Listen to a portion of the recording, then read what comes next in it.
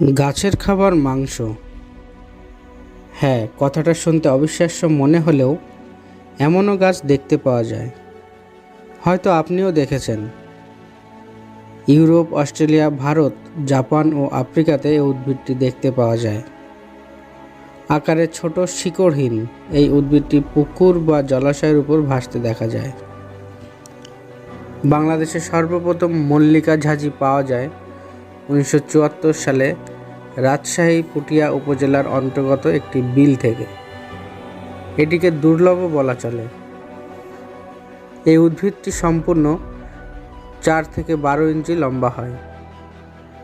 বসন্তকালে এতে ছোট ছোট সাদা ফুল ফুটতে দেখা যায়। উদ্ভিদটির শিকার ধরার ফাঁদ জলের নিচে থাকে। প্রত্যেকটি উদ্ভিদের কতগুলো স্বচ্ছ পাতাসহ একটি সরু কাণ্ড থাকে। কাণ্ডের চারদিকে 8টি পাতা স্পোকের মতো সাজানো থাকে বলে উদ্ভিদটিকে ওয়াটার হুইলও বলা হয়। এই উদ্ভিদের পাতাগুলোই ফাঁদ হিসাবে কাজ করে।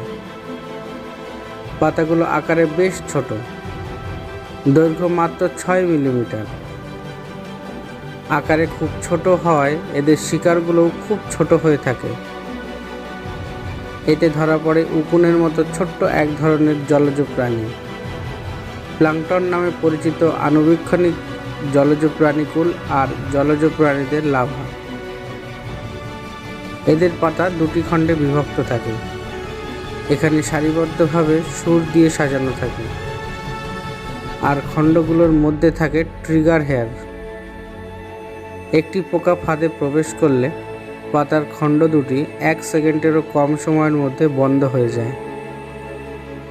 ওয়াটার হুইল তখন শিকারকে পরিপাক করে ফেলে এবং পরবর্তী শিকার ধরার জন্য ফাঁদ আবারও প্রস্তুত হয়ে যায়।